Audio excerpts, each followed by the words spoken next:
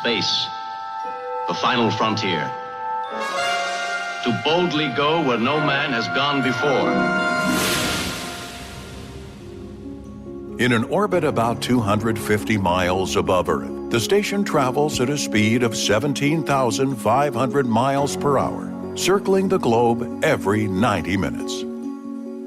The ISS is an amazing feat of engineering that actually was begun in 1998 and first inhabited in 2000. So it has been continuously inhabited for 22 plus years. The International Space Station, it's a unique laboratory in space where scientists can do experiments that cannot be done on the ground. The International Space Station will be decommissioned at the end of 2028 or 2030, and we are transitioning over to private space stations. And so this is a very exciting time to be thinking about low Earth orbit. Roger, 0G, and I feel fine. When Sputnik became the first artificial satellite to orbit Earth in 1957, it not only launched a space race between two superpowers, it unleashed the space age. During the decades that followed Russia's startling achievement and America's shortly thereafter, a competition ensued that would lead to the establishment of NASA, the moon landing, the space shuttle, and the International Space Station, which orbits Earth today. We choose to go to the moon in this decade. The International Space Station, or ISS, is positioned in lower Earth orbit. It was originally conceived of as a staging base for future missions into deep space. As it turns out, lower Earth orbit is an ideal setting for scientific research, from physics and meteorology to astronomy and the life sciences. Today, we will do some exploring of our own. We talk with 3 scientists whose projects are using lower Earth orbit to deepen our knowledge of biotechnology and its benefits for mankind. I'm Rachel King, and you are listening to I Am Bio. Ignition sequence start. 6, 5, 4, 3, 2, 1, 0. All engine running.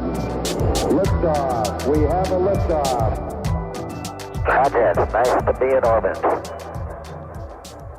The microgravity of lower Earth orbit is helping scientists advance biotechnology in surprising ways. Scientists and entrepreneurs are conducting research at a dizzying pace and finding potential solutions to problems we face here on Earth.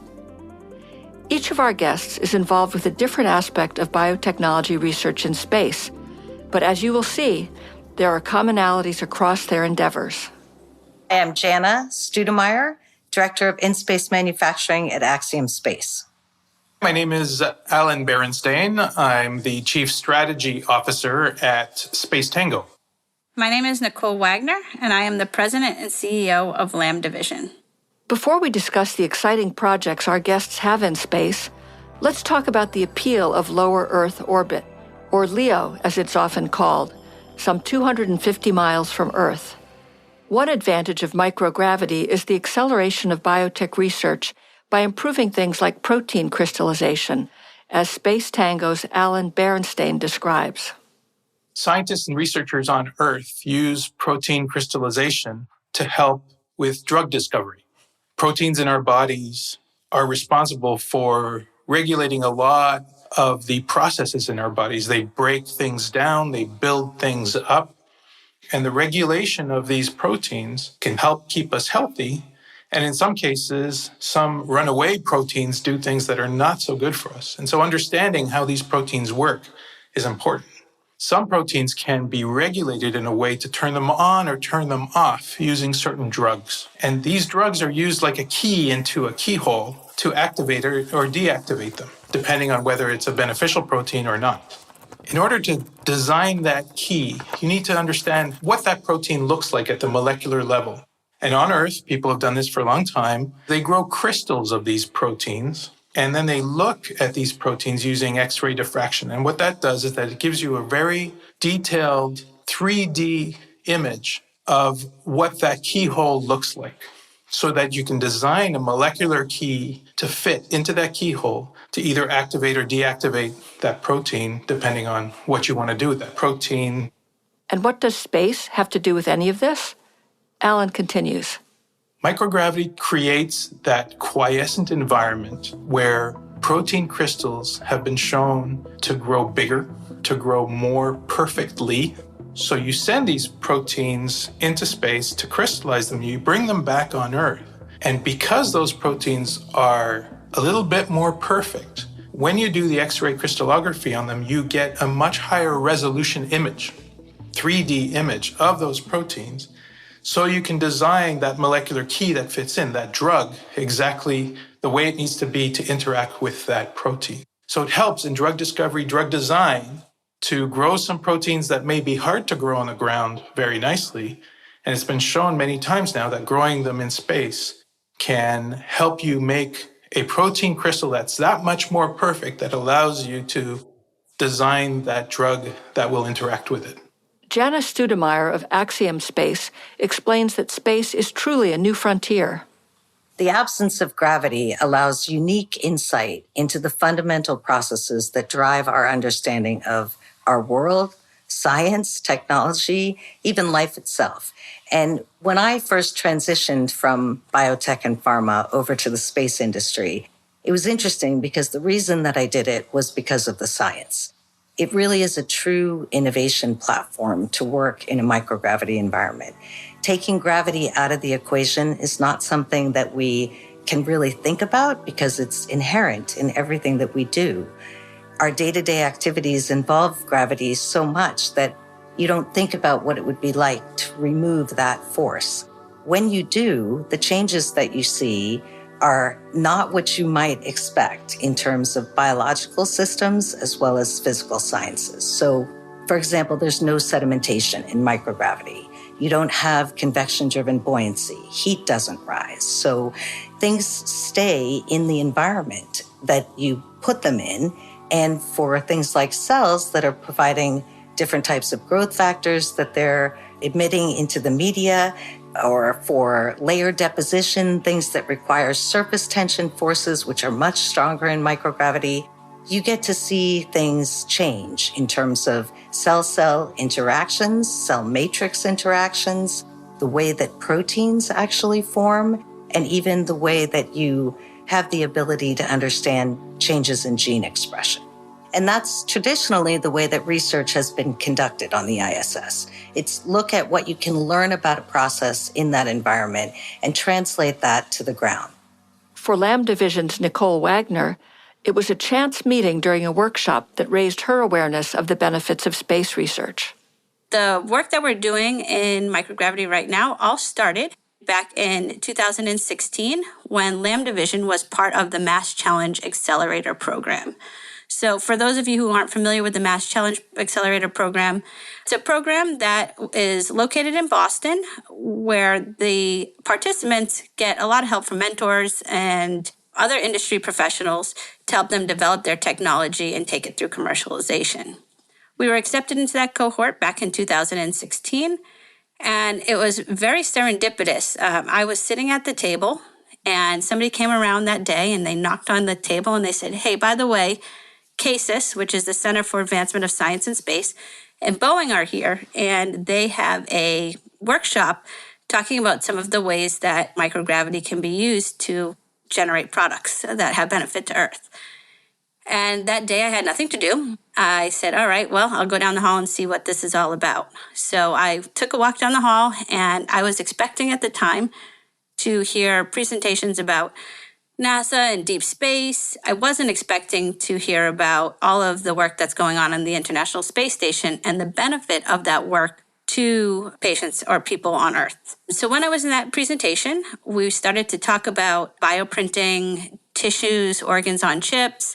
And that actually rang a bell in my brain that said, hey, there might be a way that we can use this microgravity platform for the way that we're manufacturing these artificial retinas. And the rest, as they say, is history. Today, Lamb Division is developing one of the first technologies on the ISS with the potential for clinical use here at home. Alan of Space Tango is anxious to get the word out to other biotech companies. It's been fascinating working with the biotechnology industry, with biotech researchers and universities, to teach them really what microgravity can do for them and to help them reach their goals.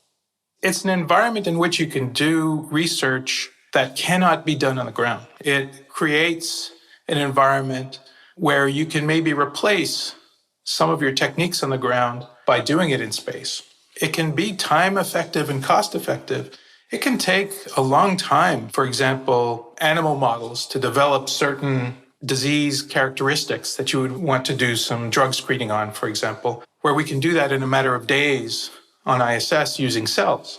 Even the government regulatory agencies have started to recognize the use of cellular environments as analogs for the animal studies that have been done in the past. And now those cellular environments can be used on space platforms to do this disease modeling. And so as we work with the academic community and industry, we're finding more and more applications where this could be useful.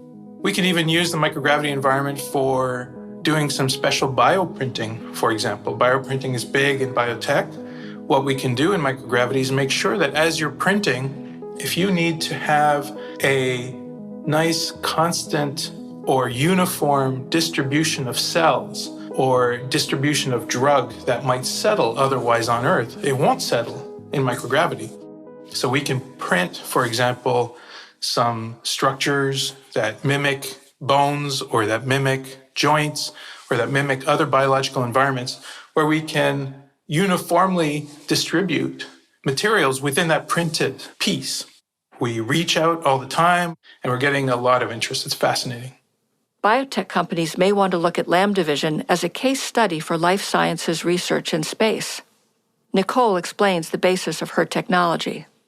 Lambda Vision is targeting the diseases of retinitis pigmentosa and macular degeneration.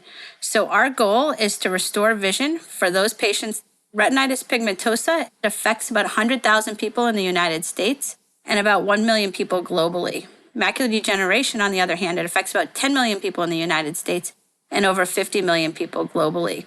And while there are some treatments that slow the progression of these diseases, there is no cure. And so that's where Lambda Vision is coming in. We're trying to restore vision to these patients with our artificial retina technology.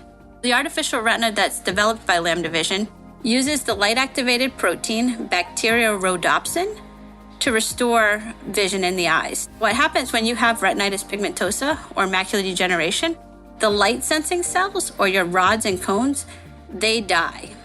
As those cells die, your eyes become incapable of taking light energy or light in a room and converting that into a signal that can be sent to the optic nerve into the brain. And so what our technology is we have a small scaffold which we coat with that light-activated protein, that bacteriorhodopsin, and then that would go in the back of the eye where those photoreceptor cells, those rods and cones would exist. And now, in response to light, the protein is going to absorb that light and pump ions towards the neural cells, which will then be picked up by receptors and sent to the optic nerve into the brain. Nicole tells us how the scaffold is built and why building it in space is a huge advantage. The way that we manufacture our artificial retinas right now is through a process called layer-by-layer electrostatic deposition. That's really a fancy bunch of words that basically means that we take a scaffold and we coat many times a protein onto that scaffold through electrostatic binding to generate a film that we can then put in the back of the eye. And so this process is very much subject to the effects of gravity. So what you can imagine is having 6 glasses of water or 6 glasses of any type of solution on your table, and our little substrate material is going to float on the top of each one of those solutions. And as it floats there, you can imagine that anything that's in that glass is going to want to settle out because of gravity. You can also imagine evaporation, surface tension, all playing a role in how that protein is going to deposit on that scaffold that's sitting on the top of those solutions. So we do that dipping process 200 times. And you can imagine that if you have any imperfection at layer 20, layer 50, that'll get compounded by the time that you get to layer 200. So that really reduces the amount of usable area for us to leverage and then use in our preclinical and hopefully eventually clinical trials. It's not that the process is impossible to do on Earth, but it's very, very, very inefficient. And so in a microgravity environment, we get much more homogeneous films, a lot less waste, and that ultimately leads to a better performance of the artificial retina.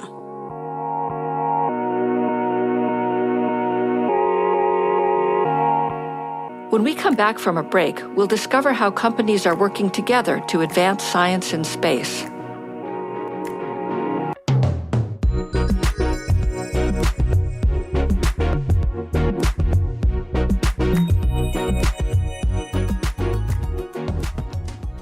Could the building blocks of nature contain the answers to our greatest challenges? Can science break barriers and reshape our world for the better? Bio is bringing you Nature's Building Blocks, a brand new film series produced for us by BBC Storyworks Commercial Productions. Let us take you on a journey to see some of the most exciting innovations shaping the world around us, from corn-fueled cars to the team trying to slow the aging of ovaries. We find the stories behind the science that affect our daily lives.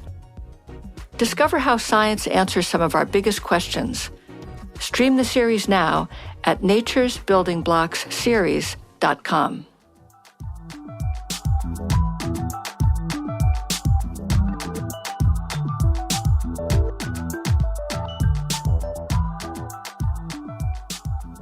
Before the break, we talked with our guests about how science in space could enhance biomedical research and manufacturing. But is it practical? What are the prospects for the future? How are companies collaborating in space research? Axiom Space is building the first commercial space station and preparing for a robust marketplace. Axiom is building a commercial space station and is the only commercial company that's leveraging the existing International Space Station to build a first commercial space station. In 2020, Axiom was actually awarded exclusive use of the docking port on the International Space Station that allows us to attach modules, bring up additional modules, and build out a complete space station, including power and thermal capabilities that will allow us to separate when the ISS is decommissioned at the end of the decade and become a free flyer.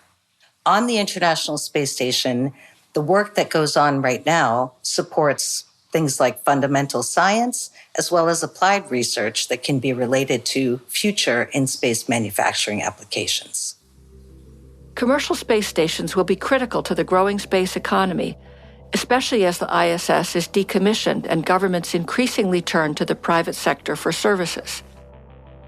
Lambda Vision and Space Tango are currently working exclusively on the ISS, but envision a future transition to private enterprises.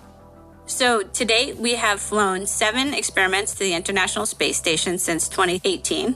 And of those payloads, we have been able to generate multiple 200-layer thin films in microgravity that we have then come back and analyzed on Earth. The work that we've done has shown really promising results, and we are planning to continue to do additional experiments in microgravity over the next couple of years. Our next flight is actually scheduled for Crew 7, which is tentatively scheduled to launch in September of this year, where we will be flying protein to the International Space Station to look at the stability and integrity of the protein after 3 and 6 months duration on orbit. If all goes well, we think that there is a possibility that we could continue to manufacture our artificial retina on the International Space Station, and are currently thinking about ways that we can transition some of the work that we're doing now on the International Space Station to some of these private space stations, which is a big topic for discussion recently, as most of you know that the International Space Station will be decommissioned at the end of 2028 or 2030, I think is the timeline right now. And we are transitioning over to private space stations.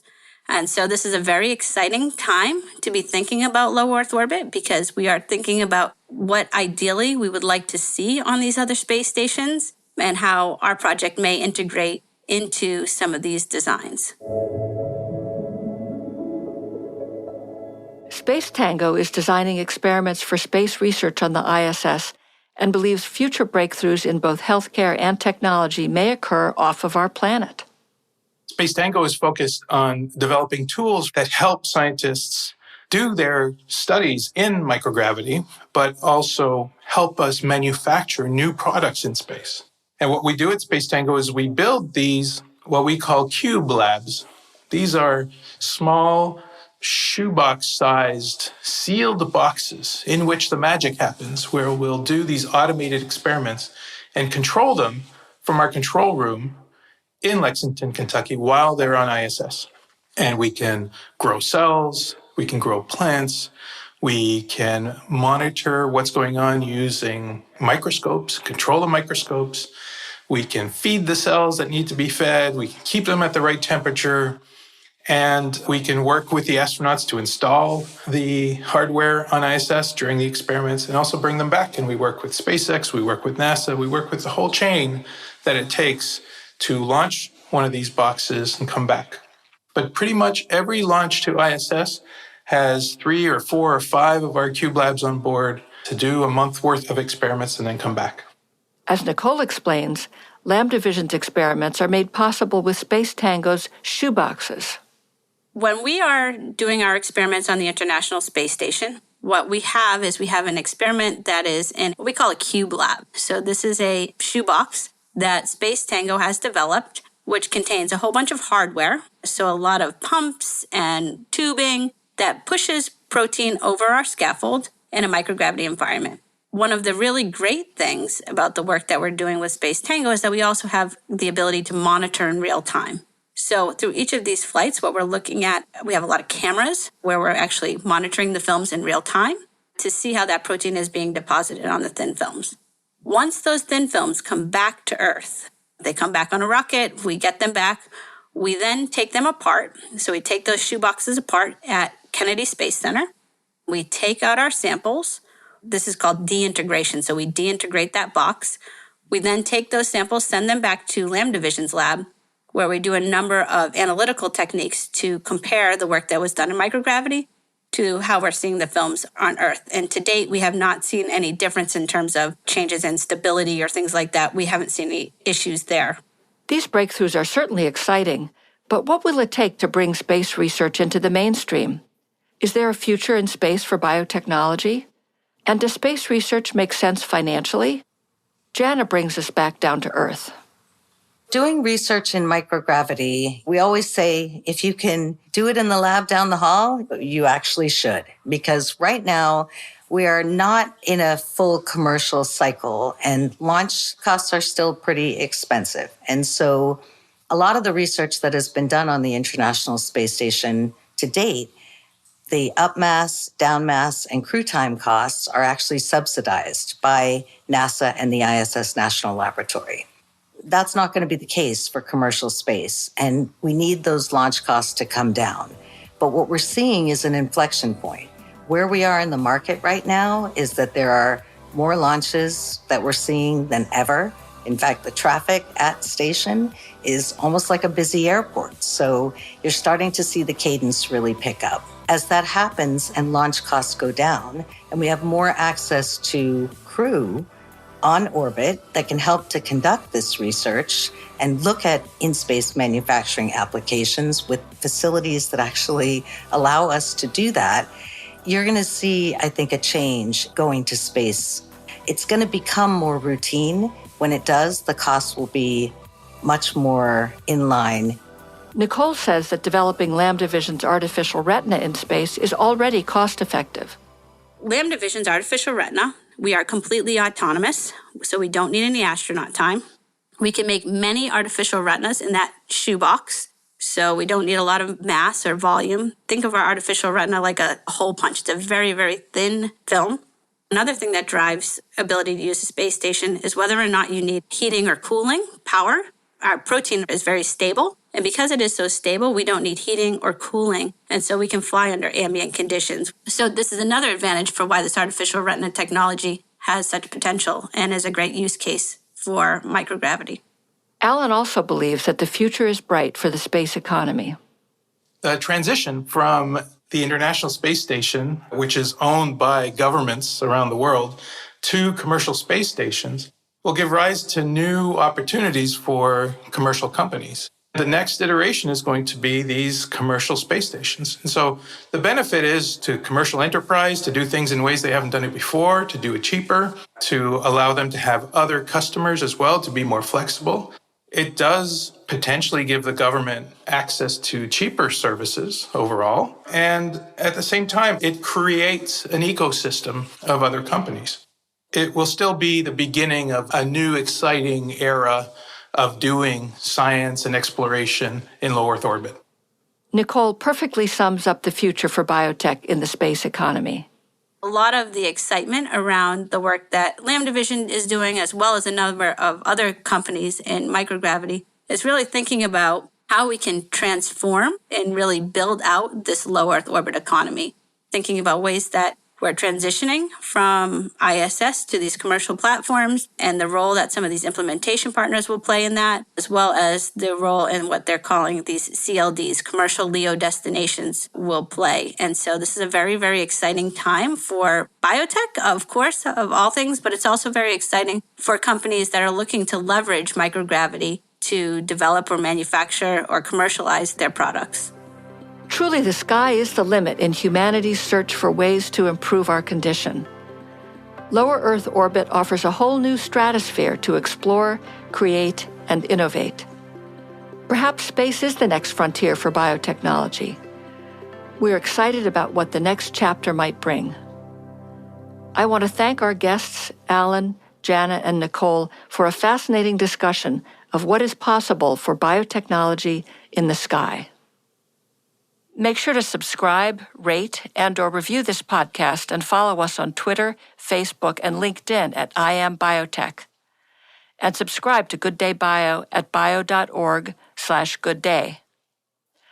This episode was developed by executive producer Teresa Brady and producers Lynn Finnerty and Rob Gutnikoff. It was engineered and mixed by Jay Goodman with theme music created by Luke Smith and Sam Brady.